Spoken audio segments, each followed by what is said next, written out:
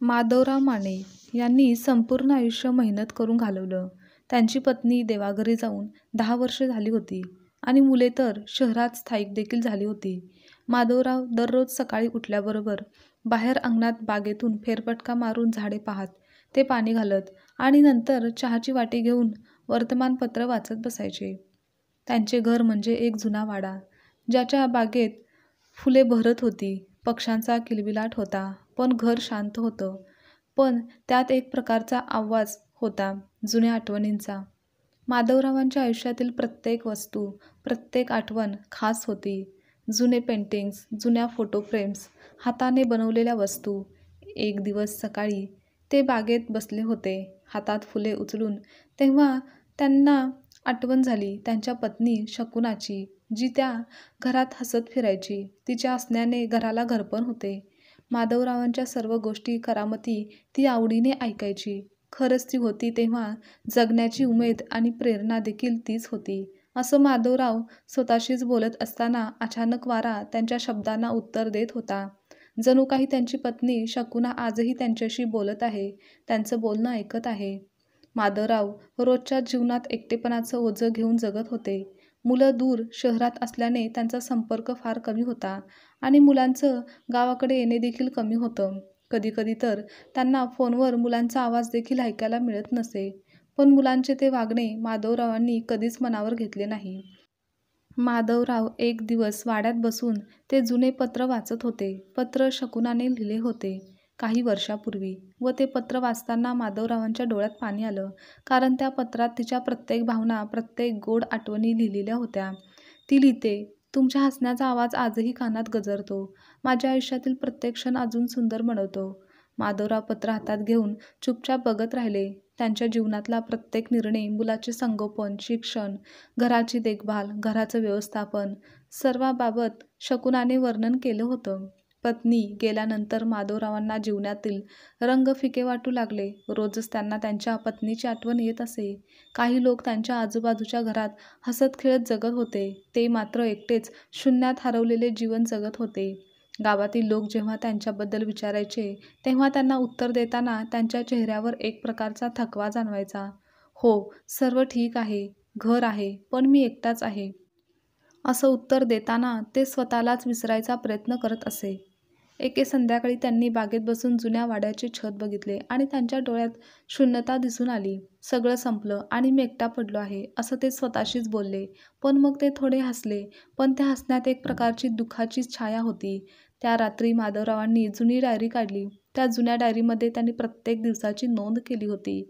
मुलांचे वाढदिवस, विशेष दिवसांची नोंद, शकुनाचा वाढदिवस, कामाची सुरुवात आणि अजूनही बरंच काही. त्या सगळ्या आठवणींनी भरलेली ती डायरी ते वाचत राहिले आणि पटकन डोळ्यात अश्रू आले. त्यांना कळलं की एकटेपण ही केवळ शारीरिक नाही तर भावनिक देखील आहे, जे त्यांच्या आयुष्यातील प्रत्येक सुंदर क्षणाला अंतर देत आहे. एक दिवस गावात एक नवीन कुटुंब राहायला आलं, जे माधवरावांच्या वाड्याच्या बाजूलाच राहायला आलं होतं. त्यांच्या घरात आई, वडील, मुले आणि आजी आजोबा राहत होते. त्यांच्या घरात नेहमी बोलण्याचा आवाज ऐकायला मिळायचा. हसत खेळत त्यांचं कुटुंब होतं. त्यांचा आवाज ऐकायला माधवरावांना मज्जा येत होती. लहान मुलांचा हसणारा आवाज, आईबाबांचे बोलणे ऐकून त्यांना लक्षात आलं की त्यांच्या जीवनातही अजून एक नवा अध्याय उघडला जाऊ शकतो, असं त्यांना वाटलं. मग माधवरावांनी ठरवलं की कदाचित त्यांनी आपल्या जीवनात पुन्हा काही नवीन संपर्क साधायला हवेत. मुले जरी दूर असली तरी पण गावातील लोकांशी, नव्या कुटुंबांशी, व्यक्तींशी जुळवून घेणं, संवाद साधणं व वेळ घालवणं त्यांच्यासाठी आवश्यक होतं. आणि आता त्यांनी त्या दिशेने वाटचाल करायला सुरुवात केली. एके दिवशी ते बागेत बसले होते. छोट्या बागेतून येणारा पाखरांचा किलबिलाट, नव्या मुलांच्या हसण्याचा आवाज ऐकून त्यांच्या हृदयात हलकी उमेद जागली आणि जीवनाकडे पाहण्याचा दृष्टिकोन त्यांनी बदलण्याचे ठरवले. सततच्या एकटेपणाला मागे टाकून त्यांनी त्यापुढे जीवन जगण्याचा नवा मार्ग अवलंबलेला होता. सकाळ झाली आणि माधवरावांनी ठरवले की आज बागेत जाऊ, नंतर बाजूच्या नवीन घरातील लोकांना भेटायला जाऊयात. पण असं करताना त्यांचं हृदय धडधड करत होतं, कारण खूप काळानंतर ते कोणाला तरी भेटणार होते, बोलणार होते. नवीन लोकांसमोर त्यांनी आपले दुःख आणि आठवणी उघड करायचं ठरवलं आणि ते बागेत गेले. तर तेथे त्यांच्या लक्षात आलं की नव्या कुटुंबातील त्यांची मुलगी तन्वी त्यांच्या बागेतील फुले बघत होती. तिच्या हातात एक छोटं झाड होतं. ते पाहून माधवरावांनी हलके हसत विचारलं, "बाळा, ही फुले तुला खूप आवडतात का?" तन्वी थोडी लाजली, पण तिच्या डोळ्यात उत्सुकतेची झळक होती. "हो बाबा, मला फुले खूप आवडतात. मी रोज बघते आणि पाणीसुद्धा घालते." तेव्हा माधवरावांना अचानक आठवलं की शकुनाची आवड. तिलाही फुलांची खूप आवड होती. त्यांनी हलके हसत तिला सांगितलं, "माझ्या बागेत काही जुने फुले आहेत. ती तुला बघायला आवडेल का?"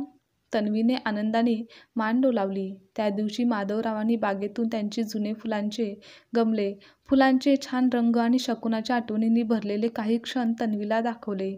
तेव्हा तिचा उत्साह आणि निरागस हसरा चेहरा व समाधान पाहून माधवरावांना वाटलं की कदाचित आयुष्यात अजूनही आनंदाची जागा आहे. त्यानंतर मग माधवरावांनी तन्वीसोबत दररोज काही मिनिटे वेळ घालवायला सुरुवात केली. तिच्यासोबत बसून बागेतील फुलांवर चर्चा करणे, पाखरांचा आवाज ऐकणे आणि हळूच जुन्या आठवणींबद्दल बोलणे. तिच्यासोबत तिच्या गोष्टी, तिचं निरागस बोलणं ऐकणं, हे सर्व त्यांच्यासाठी एक नवीन जीवनाचा आरंभ होता. एकदा तन्वीने माधवरावांना विचारलं की, "बाबा, तुम्ही एकटेच राहता का? तुमचं कुटुंब कुठं आहे?"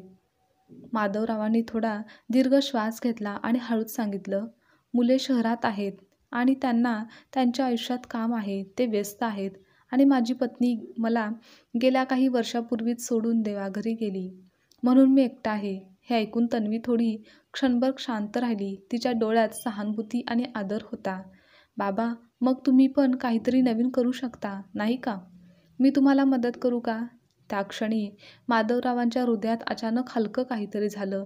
मनावरचं ओझं थोडं हलकं झालं आणि एकटेपणावरची गडद सावली थोडीशी नाहीशी झाली. त्यानंतर तन्वीसोबतच्या भेटीनंतर, बोलल्यानंतर माधवरावांनी गावातील इतर लोकांशी संपर्क साधायला सुरुवात केली.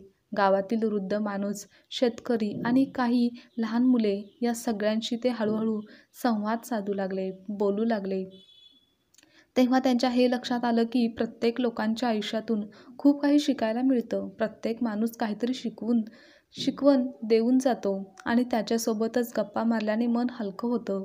एक दिवस गावातील त्यांचे वृद्ध मित्र त्यांच्याकडे आले. त्या दिवशी ते आणि त्यांचे मित्र गावकऱ्यांसोबत बसले होते. तेव्हा जुने आठवणींचे संवाद, हळवे हास्य आणि छोटी गाणी, मस्ती, गप्पा या सर्वांमुळे त्यांच्या हृदयाला एक नवी उमेद निर्माण झाली आणि त्यांना आता हळूहळू समजायला लागलं की एकटेपण हे फक्त भौतिक नाही, तर ते भावनिक देखील आहे. शिवाय आठवणींचं ओझं जरी असलं तरी नव्या नात्यांमुळे, नव्या भेटीमुळे ते हलकं होत होतं. तन्वी, त्यांचे जुने मित्र आणि इतर गावकरी त्यांच्या आयुष्यात नवीन रंग भरू लागले होते. त्यांच्या सानिध्यात आल्याने त्यांचा एकटेपणा कमी वाटत होता. एके संध्याकाळी ते नेहमीप्रमाणे बागेत बसले होते. तन्वी त्यांच्या बागेतील पिकलेल्या फुलांचे निरीक्षण करत होती. तेव्हा माधवरावांनी हसत विचारलं, "तन्वी, तुला फुलांमध्ये सर्वात जास्त काय आकर्षित करतं? कोणती गोष्ट तुला फुलांमध्ये जास्त आवडते?" ती हसून म्हणाली, "फुले बहरतात बाबा आणि ज्यांना बघतात त्यांना आनंद आणि समाधान देतात." हे ऐकून त्यांना समजलं की जरी आयुष्य एकटेपणाने भरलेलं असलं तरी त्यावर मात करता येऊ शकते. आनंद, उमेद अजूनही शिल्लक आहे. आता माधवरावांच्या जीवनात उतारवयात आलेला एकटेपणा हळूहळू कमी होत होता. ते आनंदी जीवन जगण्याचा प्रयत्न करत होते. सकाळचा सूर्य घराच्या जुन्या वाड्यात दिसत होता. माधवराव बागेत बसले होते. त्यांच्या चेहऱ्यावर पूर्वीच्या काळातील एकटेपणाची गडद छाया काही प्रमाणात हलकी झालेली होती. तन्वी रोज येऊन त्यांच्याबरोबर थोडा वेळ घालवायची. झाडांना पाणी घालणं, पाखरांचं गाणं ऐकणं आणि गावातील छोट्या छोट्या गोष्टींबद्दल चर्चा करणं, तसेच गावातील इतर समवयस्कर लोकांसोबत गप्पा मारणं, वेळ घालवणं, अशा रोजच्या सवयीमुळे त्यांच्या मनात हलकेसे बदल जाणवू लागले होते. जुने दुःख अजूनही त्यांना आठवत होते, पण त्या दुःखात आता एक प्रकारचा सौंदर्याचा नवा रंग मिसळलेला होता. आयुष्य जरी एकटेपणाने भरलेलं असलं तरी नवीन नाती आणि संवाद त्यांच्या हृदयाला उबदार वाटू लागली होती. दरवर्षीप्रमाणे गावात काही उत्सव सुरू झाला. तेव्हा माधवरावांना प्रथम काहीसं संकोच असं वाटलं. एकटाच मी काय करणार? शिवाय इतक्या वर्षात ते कधीच सहभागी झाले नव्हते. पण तन्वी आणि माधवराव यांचे मित्र यांनी त्यांना उत्साह दिला, प्रेरणा दिली. मग ते हळूहळू उत्सवात सामील झाले. मुले आणि वृद्ध लोकांच्या गप्पा, हसरे चेहरे, विविध खेळ आणि संगीत यामुळे त्यांचे हृदय हलके झाले, आनंदी झाले. या उत्सवानिमित्ताने माधवरावांना जाणवलं की आयुष्यातील सगळ्या आठवणी ज्या त्यांना भीतीदायक वाटत होत्या, ते ज्यापासून लांब जाण्याचा प्रयत्न करत होते, त्या आठवणी आता त्यांच्या जीवनाचा भाग बनून सुंदर स्मृती ठरल्या आहेत. त्यांचे मित्र, तन्वी आणि गावकऱ्यांबरोबर घालवलेले हे क्षण त्यांना नवीन ऊर्जा देत होते. तन्वी रोज माधवरावांना नवीन गोष्ट शिकवायची, सांगायची. फुलांची काढणी, बागकामातील नवीन पद्धत आणि अगदी तंत्रज्ञानाचा थोडासा अभ्यास. तेव्हा माधवरावांनी हळूहळू मोबाईल वापरण्याची सुरुवात केली. तन्वी त्यांना फोटो काढायला शिकवत होती आणि त्याचप्रमाणे व्हिडिओ कॉलवर मुलांशी संवाद साधायला देखील तिने शिकवलेलं होतं. तेव्हा त्यांना लक्षात आलं की जीवनातील एकटेपणा हा केवळ शारीरिक नसतो, तर तो सामाजिक आणि भावनिक दूरतेमुळे देखील निर्माण होतो. जेव्हा माधवराव नवीन नाती आणि नवीन संवाद शोधत गेले, तेव्हा त्यांना नव्या जीवनाचा अनुभव मिळत गेला. जुन्या आठवणींना उजाळा देत आयुष्याचा नवीन प्रवास सुरू झाला. एक संध्याकाळी ते बागेत बसले होते आणि आपल्या हातात जुने पत्र वाचत होते. पण आता त्या पत्राचा अनुभव वेगळा होता, कारण दुःखाची जागा आता प्रेम आणि आठवणींनी भरलेली होती. शकुनाची आठवण अजूनही त्यांना बेचैन करत होती, पण ती आठवण आता त्यांना एकटेपणाची जाणीव बनून रोखत नव्हती. दुःखाचे ओझे नव्हते. ती निरागस तन्वी त्यांच्या बाजूला उभी होती आणि म्हणाली, "बाबा, तुम्ही आता अगदी नवीन काहीतरी शिकता आणि अनुभवता आहात. हे खूप छान आहे." माधवरावांनी हसत उत्तर दिलं, "हो तन्वी, आयुष्य अजूनही सुंदर होऊ शकतं. फक्त आयुष्याकडे सकारात्मक दृष्टिकोनातून पाहता आलं पाहिजे. एकटेपणावर मात करणं म्हणजे आयुष्याचा अर्थ शोधणं, जुन्या आठवणी जपणं आणि नवीन नाती निर्माण करणं." काही दिवसांनी मुले गावात आली, तेव्हा त्यांनी पाहिलं की बाबा आता फक्त एकटेपणाने त्रस्त नाहीत, तर आनंदाने आणि नवीन नात्यांनी भरलेलं आयुष्य जगत आहेत. मुलांनी हळूहळू समजून घेतलं की आईच्या आठवणी आणि बाबांच्या अनुभवांचा संगम जीवनात महत्त्वाचा आहे. सर्वांनी बागेत बसून जुन्या आठवणींची गप्पा मारल्या, हसले आणि नवीन आठवणी निर्माण केल्या. तेव्हाच माधवरावांनी मनात ठरवलं की जीवनातील प्रत्येक दिवस, प्रत्येक क्षण अजूनही सुंदर होऊ शकतो. फक्त मन सकारात्मक ठेवावं लागतं. एकटेपणाने जीवन संपत नाही, ते फक्त नवीन प्रारंभासाठी जागा तयार करतं. वृद्धापकाळातील एकटेपणा ही केवळ शारीरिक अवस्था नाही, ती भावनिक, सामाजिक आणि मानसिक देखील अवस्था आहे, जी आपण शोधून नवीन नाती, अनुभव आणि आनंद मिळवून हलकी करू शकतो. त्यांनी बागेतल्या फुलांकडे पाहिलं. त्या फुलांनी त्यांना शिकवलं की जीवनात सौंदर्य, आनंद प्रत्येक क्षणात आहे, फक्त तो अनुभवता आला पाहिजे. तन्वी, मुले आणि गावकरी यांच्यामुळे त्यांच्या आयुष्याला नवीन अर्थ मिळाला.